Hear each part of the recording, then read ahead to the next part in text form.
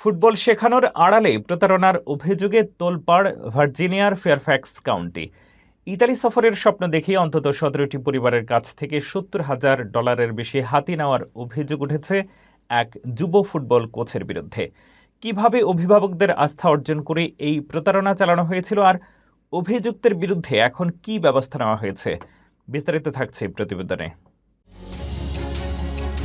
যুক্তরাষ্ট্রের ভার্জিনিয়া অঙ্গরাজ্যের ফেয়ারফ্যাক্স কাউন্টিতে যুব ফুটবল কোচের বিরুদ্ধে অন্তত 17টি পরিবারকে প্রতারণার অভিযোগ উঠেছে। পুলিশ জানিয়েছে অভিযুক্ত আহমেদ মোহাম্মদ বিভিন্ন পরিবারের কাছ থেকে $70,000 বেশি হাতিয়ে নিয়েছেন।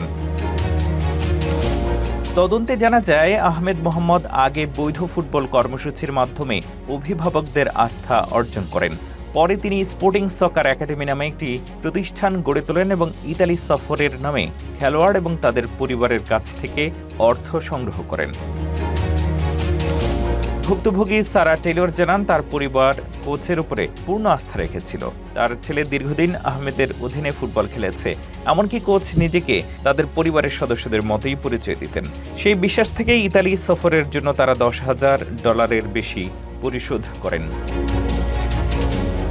কিন্তু নির্ধারিত সময়ের সফরই হয়নি। শুধু তাই নয়, সারা টেলরের দাবি তার ছেলেকে নতুন দলে খেলার সুযোগ দেওয়ার প্রতিশ্রুতিও রক্ষা করা হয়নি। ফলে আর্থিক ক্ষতির পাশাপাশি মানসিকভাবেও ভেঙে পড়েছে পরিবারটি।